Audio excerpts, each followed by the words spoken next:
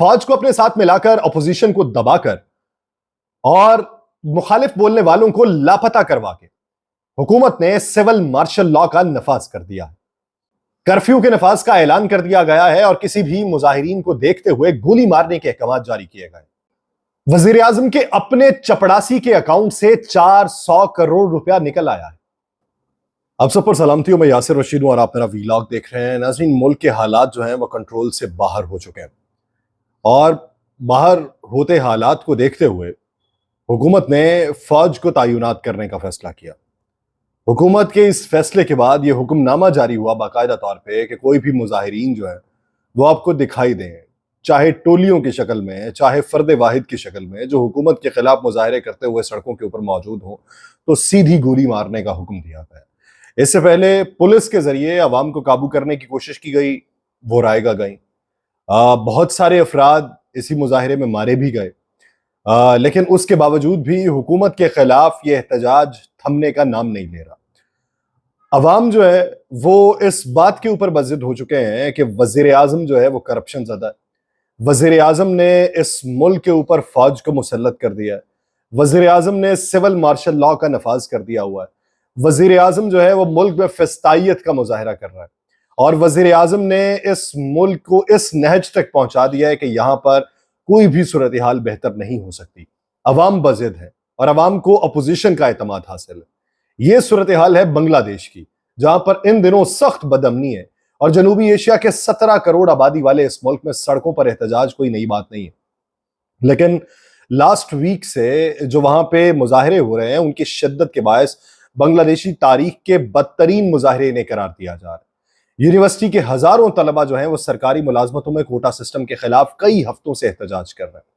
1971 جب بنگلہ دیش وقوع پذیر ہوا تھا، 1971 میں پاکستان سے علیحدگی کے بعد سے ملک میں پبلک سیکٹر ملازمتوں کا 1/3 حصہ جنگ میں حصہ لینے والے سابق فوجیوں کے لواحقین کے لیے مختص ہے، اور طلبہ یہ کہتے ہیں کہ یہ نظام جو ہے یہ امتیازی ہے اور وہ میرٹ کی بنیاد کے اوپر بھرتیوں کا مطالبہ کر رہے ہیں۔ یونیورسٹی کیمپس میں پرامن احتجاج سے شروع ہونے والا یہ معاملہ ملک گیر سطح پہ بدامنی کا باعث بن چکا ہے۔ معاملہ کچھ اور ہے، لیکن مظاہرین جو شرکت کر رہے ہیں، مظاہرین کا صرف اس کوٹا سسٹم سے اختلاف نہیں ہے۔ موجودہ صورتحال کے تناظر میں حکومت نے جو قوانین امپلیمنٹ کیے ہیں ان سے بھی اختلاف ہے۔ پولیس اور ملک میں زیر اقتدار عوامی لیگ کا طلبہ ونگ، جسے بنگلہ دیش چھاترا لیگ بھی کہا جاتا ہے، پرامن مظاہرین کے خلاف طاقت کا استعمال کیا جا رہا ہے ان کے خلاف، جس سے عوام میں بڑے پیمانے پر غصہ پھیلا۔ حکومت جو ہے وہ ان الزامات کی تردید کرتی ہے۔ یہ جو پرتشدد مظاہرے ہوئے ہیں، جس کو بین الاقوامی سطح کے اوپر بھی رپورٹ کیا جا رہا ہے، اس میں اب تک 100 سے زیادہ افراد ہلاک ہو چکے ہیں، جن میں سے صرف جمعے کو مرنے والوں کی تعداد جو تھی وہ 50 سے زیادہ تھی، یعنی پرسوں کے روز۔ حکومت نے انٹرنیٹ پہ پابندی عائد کر دی ہوئی، ٹیلی فون سروسز کو محدود کر دیا ہوا ہے۔ مظاہرین سے نمٹنے کے لیے پہلے دن صرف پولیس کو تعینات کیا گیا تھا، لیکن پھر ایک موقع کے اوپر بارڈر گارڈ فورس جو BGB ہے اس کو بھی مدد کے لیے بلایا گیا۔ اس کو بھی مدد کے لیے بلانے کے باوجود بھی حالات قابو میں نہیں آ سکے اور اب کرفیو لگا کے فوج کو تعینات کر دیا گیا۔ حکمران جماعت جو عوامی لیگ ہے اس کے جنرل سیکرٹری عبید اللہ قادر ہیں، وہ یہ کلیم کرتے ہیں کہ یہ یقینی طور پہ کرفیو ہے جس میں قواعد پر عمل کیا جائے گا اور ضرورت پڑنے پر دیکھتے ہی گولی مارنے کے احکامات دیے گئے۔ بنگلہ دیش کے اندر یہ لاوا کتنے عرصے سے پک رہا تھا، یہ اب کی بات نہیں، ایک لمبا عرصہ ہے کہ لوگ جو ہیں وہ حکومت کے اقدامات سے، حکومت کی ترجیحات سے خائف تھے۔ اس کو ہوا دی طلبہ کی اس احتجاجی مہم نے۔ بنگلہ دیش دنیا کی سب سے تیز ترقی کرنے والی معیشتوں میں سے بھی ایک ہے، لیکن ایکسپرٹس یہ کہتے ہیں کہ یہ ترقی جو ہے وہ یونیورسٹی سے فارغ التحصیل طلبہ کے لیے ملازمتیں پیدا کرنے کا سبب نہیں بن سکی۔ تقریباً 1,80,00,000 بنگلہ دیشی جو نوجوان ہیں وہ نوکریوں کی تلاش کے اندر ہیں۔ کم تعلیم یافتہ افراد کے مقابلے میں یونیورسٹی سے فارغ التحصیل افراد میں بے روزگاری کی شرح زیادہ۔ بنگلہ دیش جو ہے وہ جو کپڑا تیار کرتا ہے اس کا وہ برآمدات کا سیکٹر ایک پاور ہاؤس ہے، اور یہ ملک جو ہے یہ عالمی منڈی میں تقریباً 40 ارب ڈالر مالیت کے کپڑے ایکسپورٹ کرتا ہے، اور اس شعبے میں 40 لاکھ سے زائد افراد ملازمت کرتے ہیں، جن میں سے زیادہ تر جو ہیں وہ خواتین موجود ہیں۔ पढ़ी लिखी नौजवान नस्ल के लिए फैक्ट्रीज की ये नौकरियां काफी नहीं रही। बांग्लादेशी वजीर आजम शेख हसीना वाजिद के 15 साल दौरे हुकूमत में दारुल हुकूमत ढाका में नई सड़कें, पुल बनाए, कारखाने बनाए, मेट्रो रेल बनाई, काफी हद तक मुल्क को तरक्की की राह के ऊपर गामजन किया। और पिछली दहाई के दौरान मुल्क में फीकस आमदनी जो थी वो 3 गुना बढ़ी। इस पे आलमी बैंक का एस्टिमेटेड है कि अगर पिछले 20 साल देखे जाए तो 20 सालों में 2 करोड़ 50 लाख से ज्यादा अफराद गुर्बत से निकल आए और अब बेहतर जिंदगी गुजार रहे हैं। लेकिन इसके बावजूद भी बहुत से लोगों का मानना है कि इसमें से भी कुछ तरक्की का फायदा सिर्फ हसीना वाजिद की अवामी लीग के करीबी लोगों को ही हुआ। इस ज़मन के अंदर एक्सपर्ट्स जो वहां के हैं, जिन्होंने बैनुल अक़वामी इदारों को इंटरव्यूज दिए, उस पर इंकशाफ किया, दावे किए कि मुल्क में करप्शन बहुत ज्यादा हो चुकी है और खास तौर पे हुक्मरान जमात के करीबी लोग उसमें ज्यादा मुलव्वस है। उनका कहना है कि मुल्क में तवील अरसे से करप्शन जो थी वो बगैर किसी एहतसाब के जारी है। और बांग्लादेश में हालिया महीनों में सोशल मीडिया के ऊपर शेख हसीना के करीबी कुछ साबिक आला ओहदेदारों के खिलाफ बदउनवानी के इल्जामात के बारे में बहस जारी थी और उनमें एक साबिक आर्मी चीफ, साबिक police chief, senior tax officers और मुल्क में भर्ती करने वाले अहलकार शामिल थे। हसीना वाजिद ने गुज़श्ता हफ्ते ये कहा था कि बदउनवानी एक दरीना मसला है और वो उसके खिलाफ कार्रवाई कर रही है। ढाका में जो वो प्रेस कॉन्फ्रेंस की गई थी, उस प्रेस कॉन्फ्रेंस में बांग्लादेश की वजीर आजम हसीना वाजिद ने ये बताया कि उन्होंने अपने चपड़ासी के खिलाफ कार्रवाई की। चपड़ासी के खिलाफ कार्रवाई क्यों की? उसके अकाउंट से मुबैना तौर पे 400 करोड़ रुपए निकले थे। उन्होंने कहा कि वो मेरे घर में काम करता था, मेरा चपड़ासी था और अब वो 400 करोड़ रुपए का मालिक है। वो हेलीकॉप्टर के बगैर कहीं आ जा नहीं सकता। मगर सवाल ये है कि उसने इतने पैसे बनाए कैसे? मैंने ये जानने के बाद फौरन एक्शन ले लिया। लेकिन उन्होंने एक्शन तो लिया, उस शख्स का नाम नहीं बताया कि जिस शख्स के खिलाफ ये इकदामात उठाए गए। जो बंगाली मीडिया है वो ये मानता है कि इतनी जो बड़ी रकम है ये सरकारी ठेकों की लॉबिंग के लिए रिश्वत लेकर ही इकट्ठी की जा सकती। बांग्लादेश में इस वक्त एंटी करप्शन कमीशन जो उनका है, उन्होंने साबिक पुलिस चीफ बेनजीर अहमद के खिलाफ तहकीकात का आगाज किया, जिन्हें हसीना वाजिद का करीबी साथी समझा जाता है। उन पर मुबैना तौर पे गैर कानूनी तरीकों से लाखों डॉलर्स कमाने का इल्जाम है। लेकिन अपने दिफा में वो इन इल्जामात की तरदीद करते हैं। मुल्क में जो महंगाई से लड़ते अवाम है, उन्होंने शहरियों से इस खबर पे खासा सख्त रद्द-ए-अमल दिया, क्योंकि लोग जो है वो महंगाई से लड़ रहे हैं और उन्हें ये लगता है कि हुकूमत वक्त के जो अपने जोमा हैं, उनके अपने जो अफराद हैं वो तो माल बना रहे। इंसानी हुकूक के कारकुन जो हैं, उन्होंने वहां पे बातें ये की कि बदउनवानी के अलावा गुज़श्ता 15 सालों के दौरान मुल्क में जमहूरी सरगर्मियों के लिए भी आजादी कम हो गई। वहां पे जमहूरियत नहीं रही और वहां पे ये कहा जाता है कि ये आमिराना तर्ज हुकूमत है, यानी सिविल मार्शल लॉ है।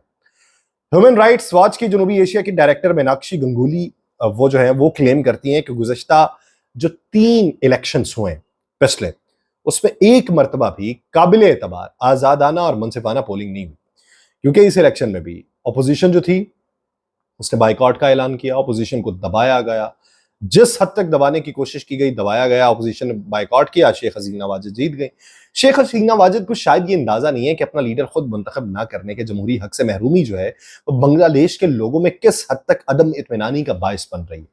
मरकजी अपोजिशन बांग्लादेश नेशनल पार्टी जो है BNP, उसने 2014 और 2024 में ये कहते हुए इलेक्शंस का बाइकआउट किया था कि हसीना के दौर में आजादाना और मुनसिफाना इंतखाबात मुमकिन नहीं है और वह चाहते हैं कि इंतखाबात एक गैर जानिबदार निगरान इंतजामिया के तहत कराए जाए। हसीना वाजिद ने हमेशा से इस मुतालबे को मुस्तरद किया।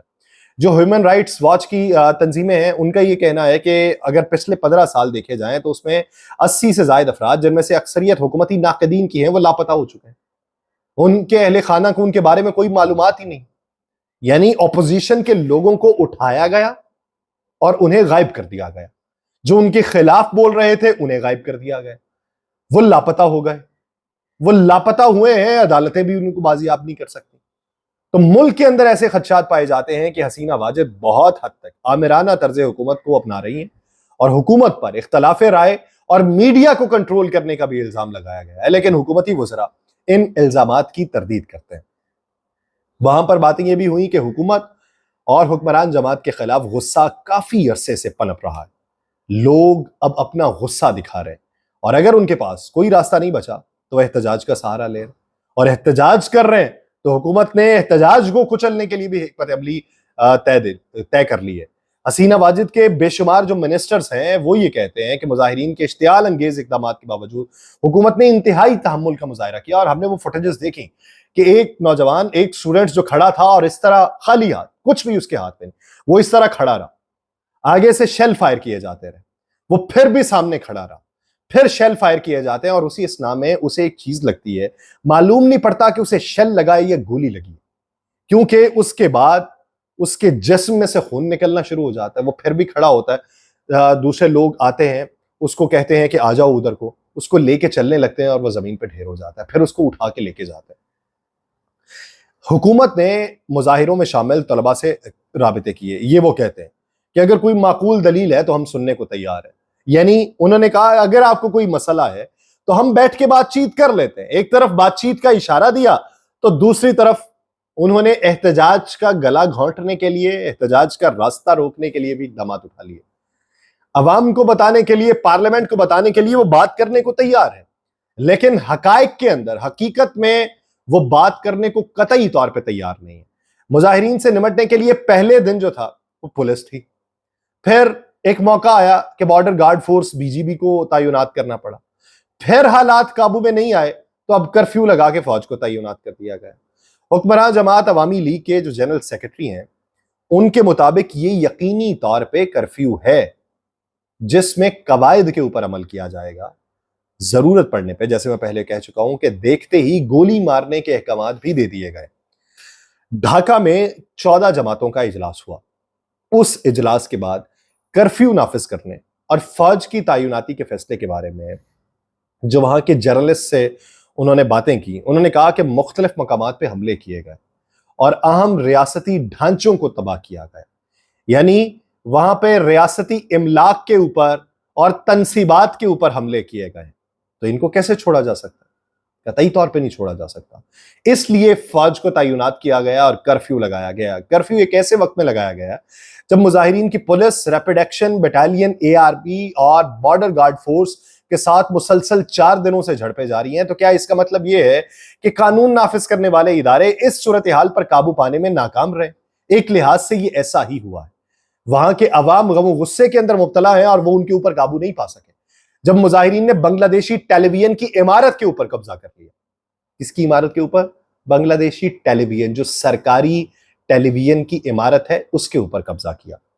سابق پولیس چیف AKM شاہد الحق نے یہ بتایا ہے کہ پولیس BGB اسے روک نہیں سکی، اور میرے یہ خیال میں ایک بہت بڑی غلطی تھی۔ یعنی وہ کہتے ہیں کہ سیکیورٹی لیپس موجود تھے اور سیکیورٹی لیپس کی وجہ سے یہ مظاہرین وہاں تک پہنچ گئے۔ یہ دیکھنا ہوگا کہ سیکیورٹی لیپس کی وجوہات بننے والے کون سے افراد تھے جنہوں نے اس کو پنپنے دیا اور اس کو اس حد تک ہوا بنایا کہ اب ان کے اوپر الزام یہ سچ ثابت ہوتا ہے کہ انہوں نے تنصیبات کے اوپر حملے کیے ہیں۔ بظاہر فوج کی تعیناتی، بظاہر کرفیو کا نافذ کرنا، عوام کو دباؤ میں لے کے آنا، سرکاری تنصیبات پہ حملے کرنا، یہ حکومت کے حق میں کس حد تک جائے گا؟ یہاں بات بنگلہ دیشی حکومت کی ہو رہی ہے، انسانی حقوق کی تنظیمیں ادھر کو دیکھ رہی ہیں۔ پھر بتا دوں یہ بات بنگلہ دیشی حکومت کی ہے۔ مجھے دیجیے اجازت، اللہ نے کے بعد۔